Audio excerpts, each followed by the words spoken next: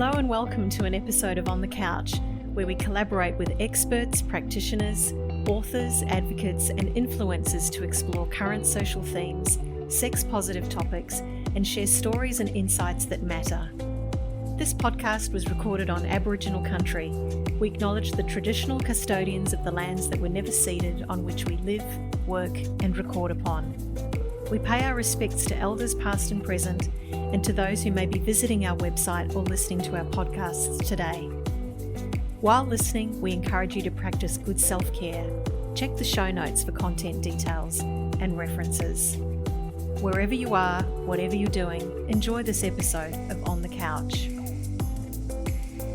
If you've been following Caddyshack for a while, it'd be no surprise that we're interested in the sexology space. I'll give a bit of a definition to kind of settle us in. Sexology is a scientific study of human sexuality. It includes human sexual interests, behaviours and functions. You may have read our blog, noticed in our newsletter or followed some of the tags that we share on social media. Don't worry, none of that is a prerequisite, but it's always there if you'd like to go back to read a little bit more. I like to acknowledge that we are all joining with diverse personal and professional experiences to reflect on and draw on when we're discussing sex and relationships. Sit back, get comfortable, and I guess just enjoy this 45 minutes of your day really dedicated to learning about how we can be sex positive in the work that we do. It's my honour to sit with Aleks on the couch and chat about sex and pleasure and relationships. Aleks is a certified sex therapist and clinical counsellor. Her therapeutic practice is sex positive, trauma-informed and guided by multiple evidence-based therapeutic approaches.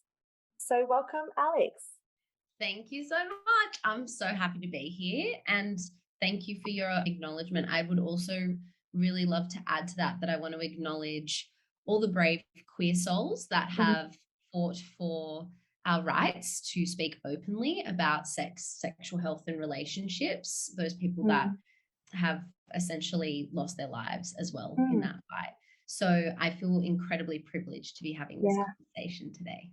Yeah, love that. Thanks so much. I think rather than reading out your very impressive qualifications list in your bio, I think maybe a better place to start is to hear a bit of a backstory. We love a backstory at Caddyshack Project. We love hearing about how you've landed in the sex therapy space. Absolutely. So I was doing an undergraduate degree in psychology at Sydney Uni, and it was, am I allowed to swear in this? I'll cut it out, but yeah. Okay. I'll just try really hard not to. It was really boring and dry. So I essentially had a bit of a quarter life crisis where I was like, am I even supposed to be in mental health? I'd always been interested in it. But in undergrad, I did a careers quiz online and it was like, you should work in mental health. And I was like, oh, okay. Well, at least I'm on the right pathway. And then along the sidebar of the careers quiz results, it suggested all the different pathways you could take. And one of those was sex therapy. And I was like, what in the hell is that? Looked into it and was like, oh, it's talking therapy. You focus on sexual function, sexuality, relationships. And I just thought, how wonderful to be able to have those kinds of taboo conversations, which I think in small, safe spaces, people are having anyway, but to kind of create, I guess, more of a space for that. So then I went on to do a master's in counselling to get my mental health qualifications, but I wrote a thesis on female sexual dysfunction in that master's. So it was a research master's. And then I went on to do a postgrad in sexology, which was then the sexology certification. Oh, and I did a 2-year internship with a sex therapist here in Sydney. Her name is Tanya Cones. She's my supervisor. So I had some sort of interning experience in undergrad. So I think I heard a few of those key terms, and I think it might be a good place to start with some terminology. We hear about sexologists, sex therapy, body therapist, sex coach, sex worker. These are all terms that just kind of get thrown around. Can you give us a brief, main difference between what they are and what you do? Yeah, sure thing. So sexology is essentially the umbrella term of the study of human sexuality. And then under that umbrella, you have different pathways. So you can have the sex therapy pathway, which is where you need sexology plus mental health certification, sex education, which is sexology plus education degree. Sex coaching can be studying through like an institute, which is just about like somatic sexology. So sex coaches don't necessarily have a mental health or education certification, but they have studied like a equivalent to a degree in sex coaching. Sexological body workers provide one-way touch, and they will have studied sexology, but then also they're looking more at like the physiology of what's happening with sexual function. And then sex workers are people who it's two-way touch, and that's not necessarily focused on things like education or therapy, but a lot of sex workers can play a very important role in terms of working collaboratively with some of those other professionals. For example, if you have someone who arrives to therapy with very little sexual experience, they may want a safe space to explore sex and sexual activity, and they may employ a sex worker to guide them through that. And is that something that you all kind of crisscross over and know of each other and refer to each other? Yeah, so it's kind of like a multidisciplinary approach to sexuality at times, for sure. The other sort of professionals that I would collaborate with include pelvic floor physios. So those are physiotherapists that specialize on the pelvis and the muscles around the pelvis, and that's really important for people who present with sexual pain. And sometimes even, like, I guess you can almost, it really just depends on the client presentation, but I think the more sort of holistic your approach to a client presentation is, the better. Love that. I guess, a question that we get asked a lot as sexual health promotion officers is people want to know what we do on a regular work day. And they're like, okay, well, and what is health promotion? Like, but what do you actually do? Like, what do you do when you show up to work? So I think part of that is really people love getting a glimpse behind the curtain. And, we put out on social, in our social marketing strategy, this is what it looks like, but actually what is the nitty gritty behind that? So I'm going to ask you the same question. Take us behind the scenes. Tell us what like a typical day as a sex therapist or, as part of your work. Yeah, sure. So I guess like maybe it's easy to talk about my week because it's varied in what I do. So the main component to my work is client-facing work. So I work with individuals and couples in private practice, providing talking therapy 2 days of the week. That's on Zoom, telehealth. 1 day of the week, I have a therapy room in Surrey Hills in Sydney that I'll do in-person sessions. So the sort of average day there looks like me waking up, making a cup of tea, walking the dog, going to yoga. And then my sessions usually start at midday and they go through until 7 p.m. at night. And my sessions are 50 minutes each. So I have like little breaks in between. And then for example, yesterday is like a bit of an admin day for me where I will organize content for social media. I get contracted to write paid articles for different brands online. So that was a really nice start to the day. It's just sitting there having a cup of tea, writing an article on lubricants. Nice. Yes. Yeah. And then I'll do things like, for example, if I have some difficult client presentations, I'll be reading up on how to work with like porn use or something like that. It's just a sort of chance to like get on top of like the background stuff, I guess. And then also creating content as well for other brands. So people want reels where I'm talking about certain products or concepts, sexual health related, and I get paid to do that as well. So there's a few sort of areas to my work, but that's kind of what the week looks like. And so do you have a team that you work with or you have people who work with you? Yeah, I have a social media manager / graphic designer because what takes me like 5 hours to do on Canva takes her like 10 minutes. So I pay someone to, like, I give her the content, written content. I'm like, this is what I want you to just make it look sexy.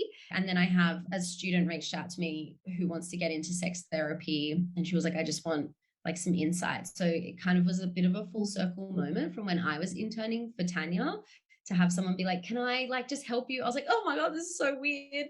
So she helps me out a couple of hours a week. I give her all the boring stuff, and then she does research, which she loves. And so I'm like, oh, can you research BDSM this week? I want to, you know, talk about that. Like, I just need some notes. And that just like frees me up. In the time that she's sort of working for me, I can then write a paid article. Yeah. Okay, big question now. And I think it's probably a question a lot of people would like to know. Why would someone go to a sex therapist? Can you talk us through the most common reasons couples, individuals, groups access a sex therapist and book an appointment with you? I can. And you know what was actually really funny? I had supervision the other day, and my supervisor, his name's Matt Tilley, he's based in WA, but he was like, I want you to look at the populations, like the presenting issues that are coming into private practice. So I literally have no way a list right here. This is not planned, everybody. No, this is a complete like happy coincidence. But essentially, the most common presentation in private practice are issues of desire. So I get both individuals and couples coming in reporting lower desire and sexual interest. The next most common thing is like relationship issues. So whether that be we're not having enough sex, we're feeling disconnected, our communication's not good enough, those kinds of issues surrounding relationships. I get a lot of sort of like anxiety, but that manifests in different presentations. So whether that manifests as sexual pain or like erectile issues or trouble with orgasm or performance anxiety, it kind of, anxiety is a really common, I guess, component of the presentations that come in. I work a lot with eating disorders and body image. So I'm also a trained eating disorder therapist, and that's something that I really enjoy working with, even though it's really difficult. I really enjoy it, but that's a really common like body image concerns. Comes up a lot. What else do we have here? I also have a lot of people questioning their sexual orientation, people having troubles with porn use, becoming too dependent, a lot of like sexual trauma and wanting to sort of re-enter sexual experiences safely. And then we also have things like issues with orgasm, erection, you know, dating. I get a lot of people trying to navigate poly relationship dynamics, sexual pain, that kind of stuff. And so a lot of those topic areas, I would imagine, are not a quick fix, one appointment and you're done. It's like more of a long-term. Yeah, absolutely. And for things like sexual pain, that's where it takes time, because you also have to set up a multidisciplinary approach to sexual pain. All the research shows that it's already a really difficult issue to work with, and it's key to have a team of people supporting the client.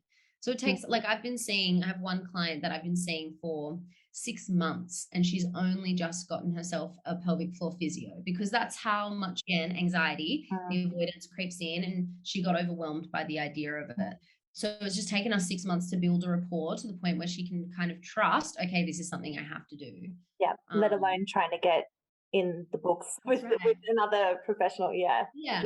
Just building off this, I think a big question really is, how do these sessions work with you? And I think they would probably be different depending on why someone has booked that appointment. But what might someone expect when they go to a sex therapy session? Yeah, look, I think sex therapy will really depend on the practitioner.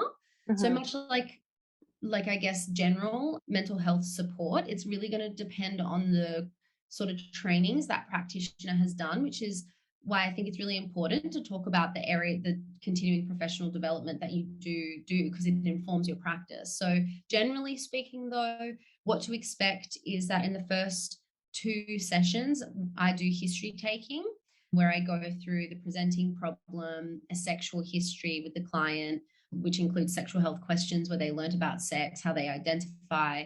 We look at mental health history, medical history, family history. We look at sexual function as well. So what's happening with things like desire, arousal, masturbation, lubrication, pain, and then sexual dynamics.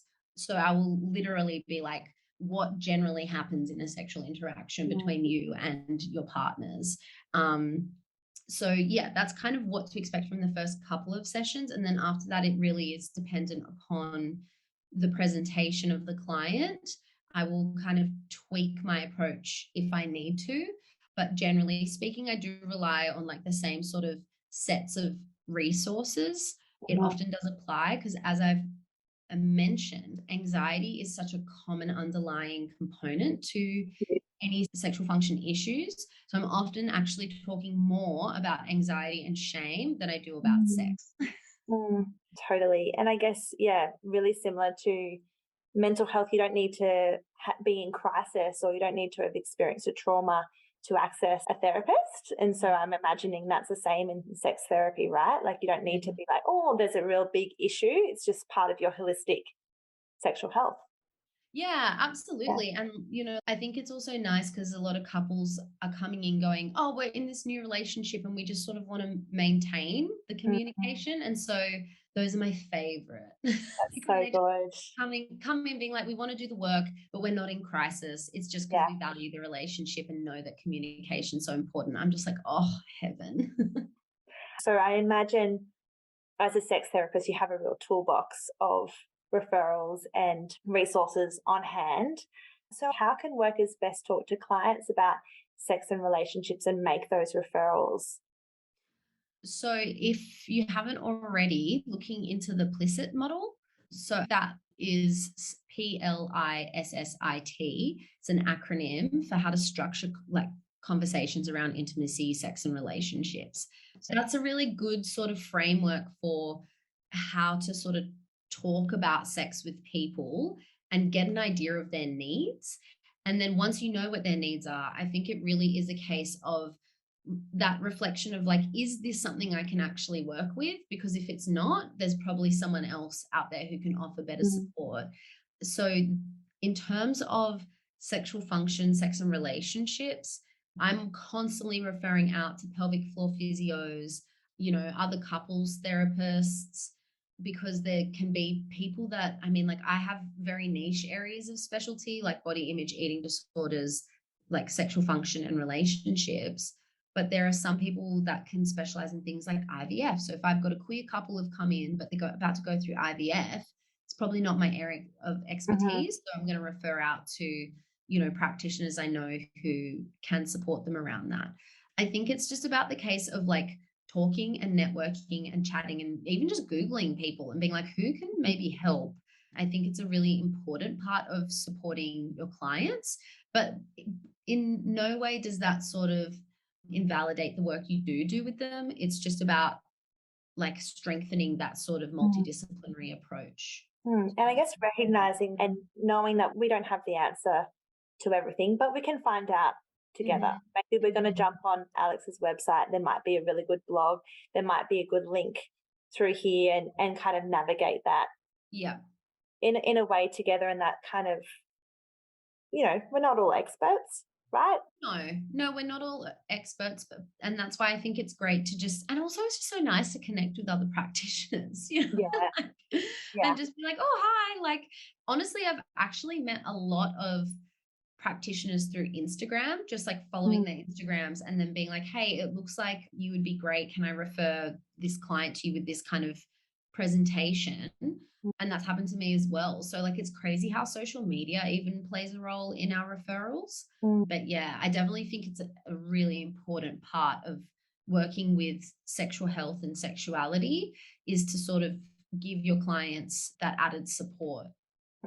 Because you just never know what's going to walk through the door, what kind of presentation. So yeah, it's great to just, I think, have like a network of practitioners you can refer out to and them to you as well.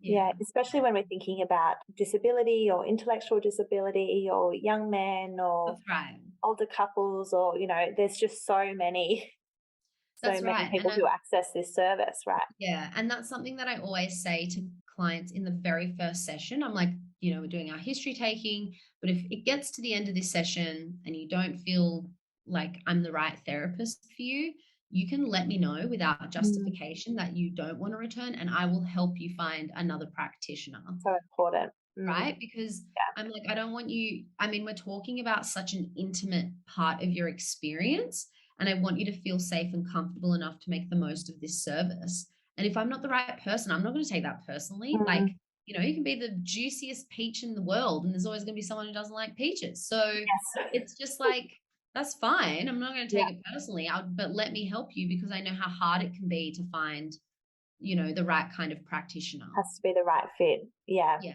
for sure. I'm going to maybe jump to when we're talking about trauma. We've had a couple of questions that have come through. How can trauma impact sex and relationships? And how do you work in that really important space with individuals and couples?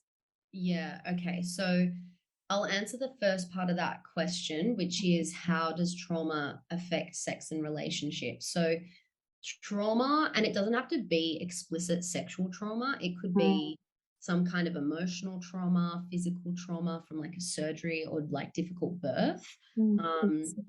It can be very varied. The way that it impacts sex is that it affects the nervous system. So it all comes from like polyvagal theory by Stephen Porges. So when we look at trauma, we're looking at the nervous system and how it's impacted. Is my client in a stress response when they enter any kind of intimate interaction with a partner? I had a client last week, she lives with her partner, who said, every time I go into my bedroom, I'm scared he'll come in as I'm getting changed and touch me. And so she started to become vigilant to the fact that her boyfriend, and he was literally like playful, like, oh, you're so cute, like running up, giving her a hug, a kiss, but she would go into like a full stress response. And so what we need to recognize is that trauma impacts how the body is feeling and interpreting certain situations. One of my clients put it really well: trauma severs your connection to your instinct. So people have a very difficult time interpreting events and making decisions about how to move forward, and their bodies will take over. How it affects relationships is that people may actually start to sit in their stress response of like a fawning or friending position. So this is where we're people pleasing, we're looking toward attachment figures for safety, but overall there's a sense of threat, even if it's mild, and we don't want to be entering sexual interactions if we're in that, if there's a sense of threat, because it enables a difficult, complex cycle and relationship to sex, that your partner is the threat, that sex is dangerous. Then the second part of the question was, how do I work with that? A lot of education around just this. I give them the polyvagal theory. There's a YouTube video that I give them. I will talk them through the stress response, what that looks like in their bodies. So they're starting to build an awareness of like, oh, my body is tense. My shoulders just went like this. Okay, maybe my body is telling me it doesn't feel safe. My heart is beating. My breathing is shallow. Like my mouth is dry. These are all your body is signaling, babes, we're not feeling too good here. So then we look at grounding and regulation skills. So that's more of like the intrapersonal, their internal experience. And after that, we look at the interpersonal. So how are we then relating to people? Can we set boundaries to encourage safety? So for example, the client with the boyfriend that comes in every time she changes had to set the boundary of, I need you to not approach me when I'm getting changed unless I ask you to, right? So that was like using communication essentially. So that's sort of how it starts, and I could keep going, but oh my gosh, it's so interesting. I mean, I love, communication, but also like the listening to your body stuff. Like it's, it sounds so simple, doesn't it? But so important. And I think it's part of everything that we do is to recognize that and listen to our bodies. I think I'll stick with this kind of trauma theme for the moment. How do clinicians best support people with sexual violence-based trauma and history? So I think the first thing that's really helpful is to go get training in like working with sexual violence if you haven't already, just to sort of understand the context within which the client is presenting. And I know there are some good places where you can do that. If someone's kind of coming in and you're looking on how to work with them, the first thing I do is build safety with the client. So if the outside world and the other relationships are dangerous, I want to feel like a safe space, right? So I will actually set boundaries and say, we're not discussing what like explicit experiences of trauma. We're going to just spend time talking in a way that you feel comfortable talking, right? So I'm not going to push the client like beyond their capacity. Yeah. So I don't want to become yet another perpetrator, if that makes sense. Like I don't want to violate or push their boundaries. Bring everything up repeatedly. That's right. So I'm going to, even like when I do my sexual history intake and I say like in the first session, I'm going to ask you about if there are experiences of sexual trauma or trauma of any kind. You're welcome to answer that. But if you're not ready to, please let me know. We don't have to talk about it today or at all if you don't want to, you know. So this, I think the safety comes through creating those containers and being very explicit with your expectations with the client and establishing that sort of boundary of, I'm not going to push you for information. We're just going to move at your pace. So that's sort of the first thing I do. And to be honest, I have a client that we literally didn't talk about sex for a year until she was like, I couldn't take his sexual history with her. She wouldn't do it. And I was like, that's fine. We won't do it. Like, and it was cool because we had other things that we were going to work on, like anxiety or like mood stuff. But after a year, she goes, Aleks, I'm ready. You can ask me the sexual history now. And I was like, okay, great, let's do it. And so it just took a year and that was okay. Yeah, clearly building trust. A couple of things that we did in preparing was to do a bit of a Google search and come up with, I would call it a hot list of questions around sex, pleasure and desire. But let's dive in and try and destigmatize some of the myths in this space. The first one I think comes up, I'm speaking from my personal experience sitting around a fire pit chatting with mates. How many times on average per week are people having sex? I don't know what it is, but I think maybe I want to know from you, Aleks, why is this such a common question? Why do we want to know? Why do we care? And does it even matter?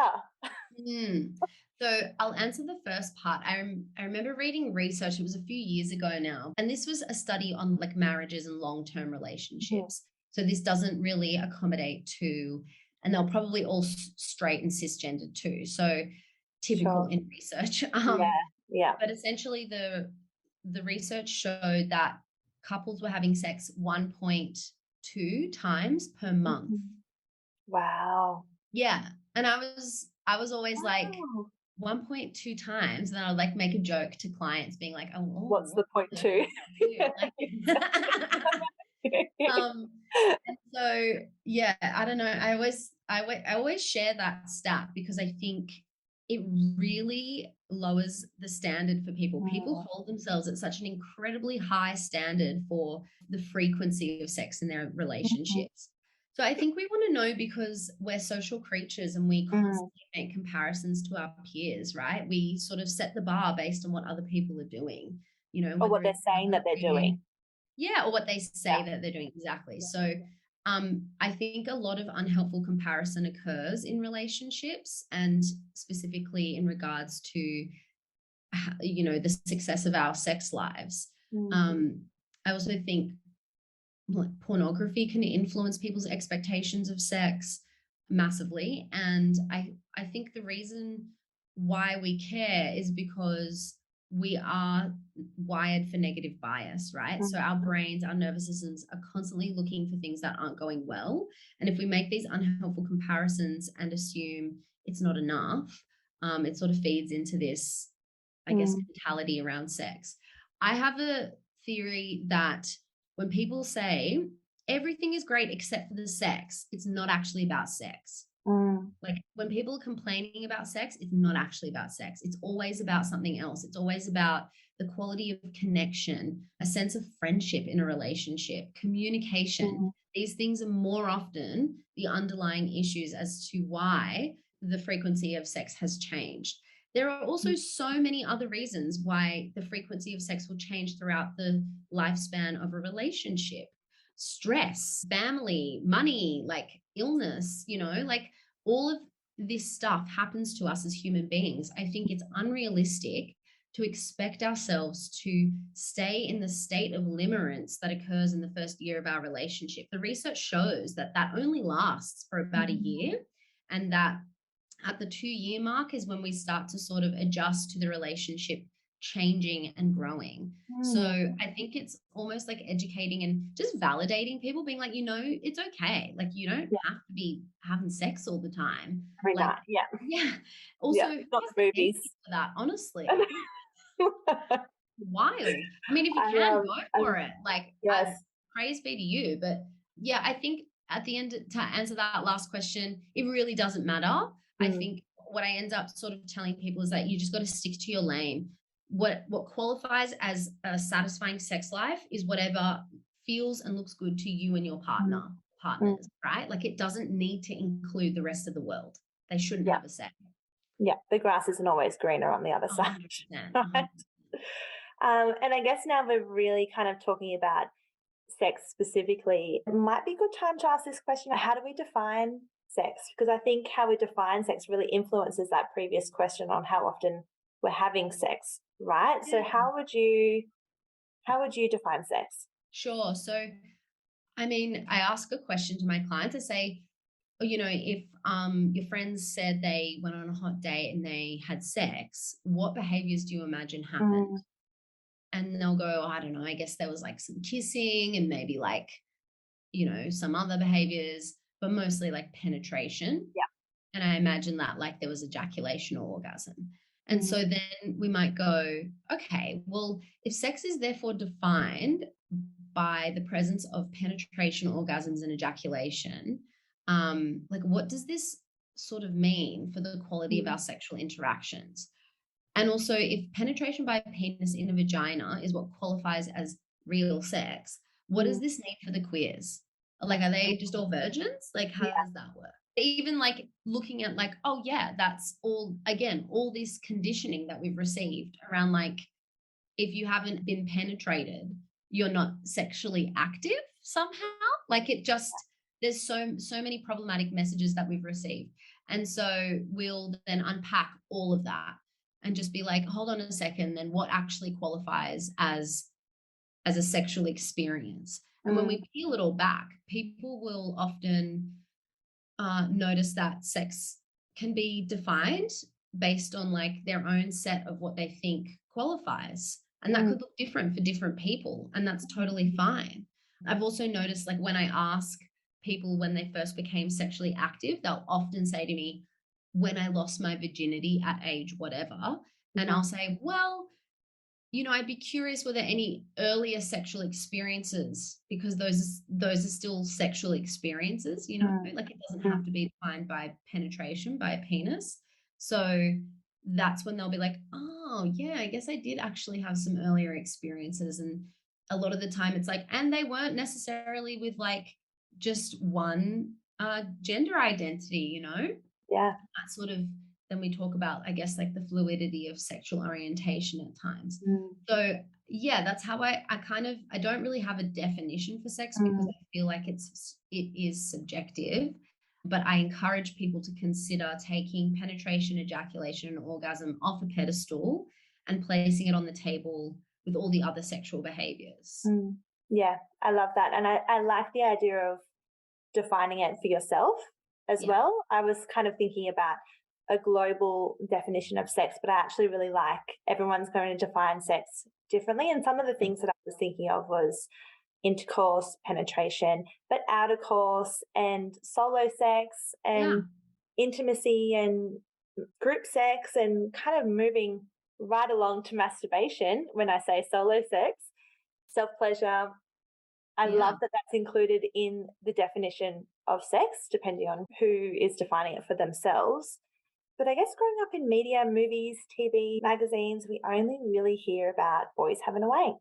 But we know that all genders masturbate. So why do you think there is such a big stigma around masturbation, and how can we start to change that in our work and the way that we talk about sex? Okay, big question. Big question, I know. Yeah, no, because I think it's the way that we relate to masturbation and self-pleasure is so complex and historical. Like, I'm thinking of, have you read that book, Sapien? It's so random to refer in this conversation, but I promise it connects. Essentially, he's talking about like the history of humanity and how we've gotten to where we are today.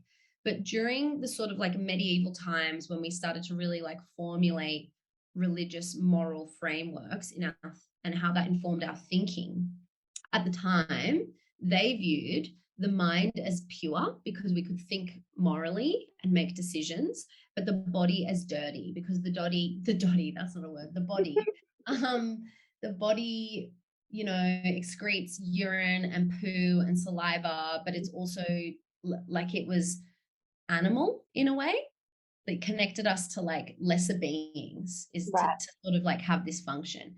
And so sex was seen the same way. It was like sex was like dirty. Like, Sex ew. was Any Schitt's Creek's fans out there, like, ew. ew. Yeah, Ew. yeah, yeah. Ew, David. Ew. So essentially this is where like our relationship to and the kind of discrepancy, the separation of our mind and body began, which is kind of ironic because now we've done like full circle and we've just been like, hold on a second, they're connected. Like we need Of to course, connect yeah. our mind and bodies, not keep them separate.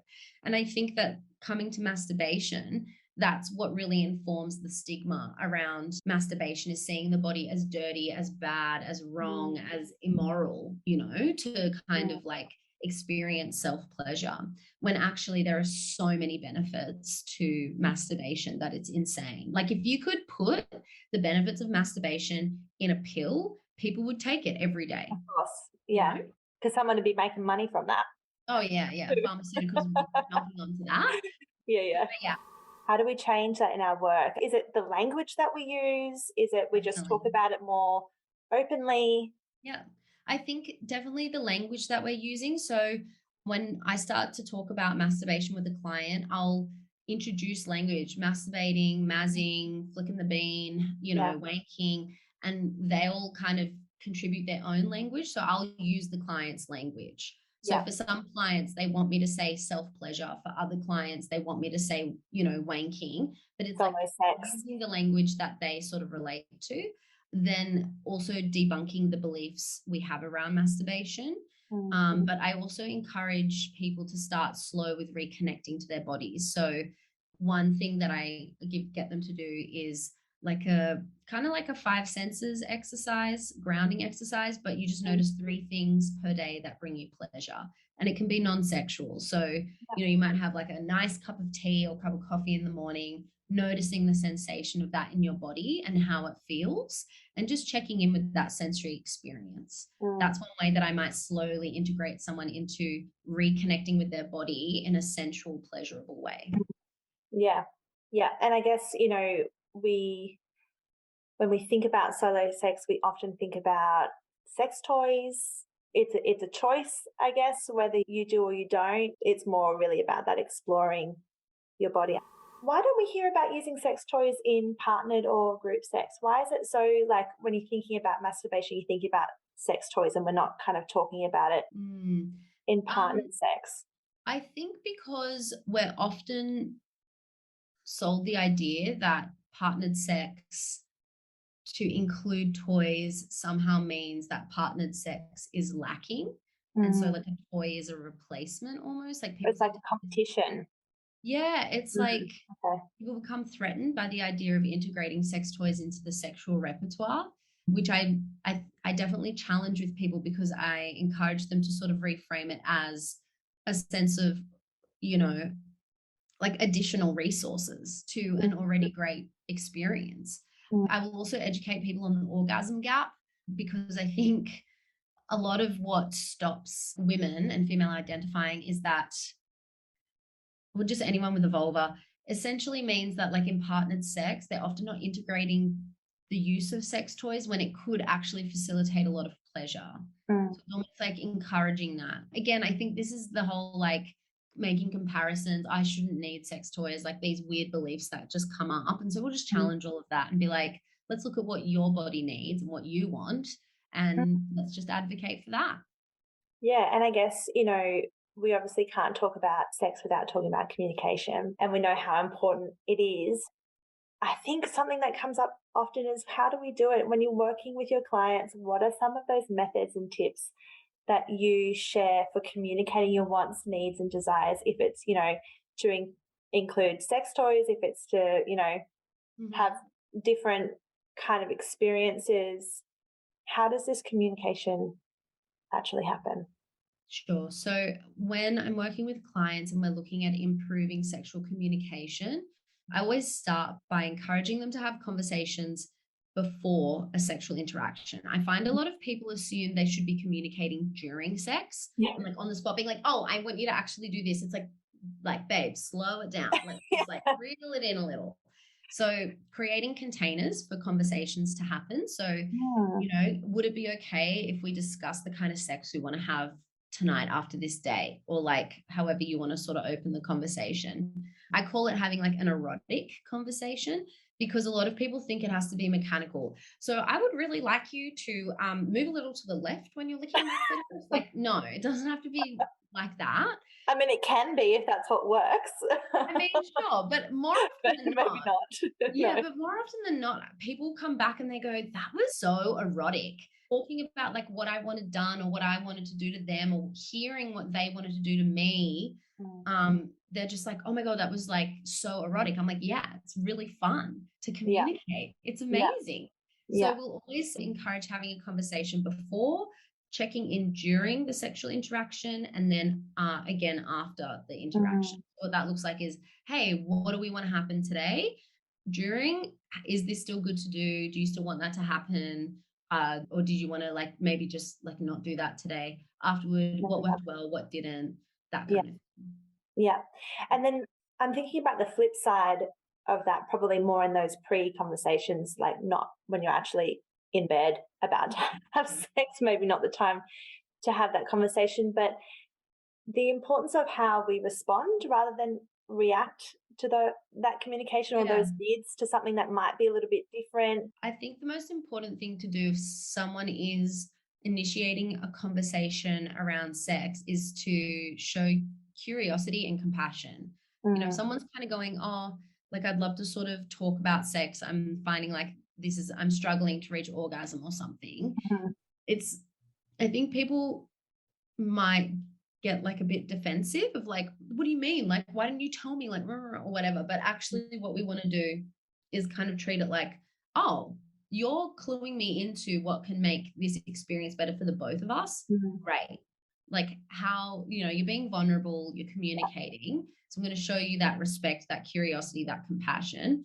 And it's an opportunity to learn more about the person you essentially want to get weird with, like how great. And I guess it opens up the opportunity to then go, oh, well, they've shared something there. And well, actually, I've also been thinking this. Maybe this is something we could do. So it's just an opportunity, isn't it, really? Yeah, you can work together. Yeah, for sure. Yeah. Something that I'd like to take us back to an early part of the conversation. It's something that I've been reading in your blogs. I love this idea of queering sex. What happens when we flip the heteronormative script? What is queer theory? Tell us about it. Okay, so this was like an idea that I came up with based on like queer theory, which is all about subverting the norm, right? So queer theory wants you to take something from society that you've been taught and to just flip it, to challenge it. It's like anarchy. It's great. I love it. So what I kind of thought was a lot of people are given a bit of a heterosexual script regarding sex and the repertoire, no matter how they identify, right? Everyone is often conditioned with a bit of a heteronormative script around sex, which means there's usually kissing, there's touching. If we're lucky, there's some outer course, but it's mostly centered around penetration of a penis in a vagina. And then there's usually an ejaculation, and if we're lucky, an orgasm. So what we want to do is it comes back to that idea of taking things like penetration, ejaculation, orgasm off the pedestal. And what I encourage, the analogy I use is like, it's like the heterosexual sex menu is like this entree, main is penetration, dessert is an ejaculation, right? And we want to go, okay, this is limited. I don't want to eat the same menu day after day or 1.2 times a month. Yes. So essentially what we want to do is we want to put all sexual behaviors on a buffet. And if you've ever been to Las Vegas, they have like the most amazing breakfast buffets. Like you walk in, they have like the, you know, omelette station, continental breakfast bar, but they'll also have like a sushi bar and then like a Christmas ham and like roast veggies and like dessert, like cake. And there's just everything that you could want in this buffet. And this is how I encourage people to see sex, is that you walk up to your buffet with your partner, with your little tray, and you go, all right, darling, what would we like in this sexual interaction? Shall we have some fingering? Shall we have some kissing? Should we have a massage? Do we want toys? Do we want some aftercare? You know, what are we going to put on this tray for this eating experience that we're about to have? Because our desires are going to change with every interaction that we have. We can't just prescribe this sort of menu of sexual behaviors and assume that it's going to, I guess, be satisfying every time, because our needs change, our moods change, whatever. So that's kind of how I encourage people to reframe seeing sex. And the way that they can practically do that is I give them a sexual repertoire table. So if you imagine a bingo sheet, if you will, but instead of numbers, it's sexual behaviors. But it's everything from like kissing, cuddling, to fisting, toys, aftercare, like whatever you want on this table. All of it. You put all of it there, and then you circle, like, I'm in the mood for this. I'm in the mood for this. What are you in the mood for? Compare your bingo sheets. Oh, look at that. We have things in common. Let's do that. So that's how I kind of guide people through the communication. I think that's brilliant. And doesn't it make it easy when there's an analogy and something we can visualize? You can be like, oh, yeah, actually, no, I do want cake for breakfast. I absolutely want cake for breakfast and a Christmas ham. Yes. And it's actually, no, I don't want that. Yeah. And I think also what's really great about the queer sex buffet concept is that no matter what you put on your tray, it qualifies because it's what suits you, you know? So if you're like, oh, we just want mutual masturbation, most people wouldn't regard that as we had sex. Then it's kind of like, no, you did. You know, this is a sexual behavior. You quantified it as a sexual behavior and it happened. So therefore it's a sexual experience, you know? Yeah, I love that idea. I really do feel like we could chat for hours. Well, thank you so much for having me. It's been a pleasure. Thanks for listening to On the Couch. We create this podcast because we are allies in actively challenging discrimination, microaggressions, and exclusionary behaviours. We want to create spaces where people feel safe to share their thoughts, knowing they will be heard and respected. Such an environment fosters collaboration, innovation, and contributes to a more inclusive society. Connect with us on Instagram and Facebook, where you can share On the Couch with your colleagues, friends, and family. On the Couch is made by Jennifer Farinella, Naomi Verrett, Maddy Stratten, and Winnie Adamson. Until next time, peace, love, and protection.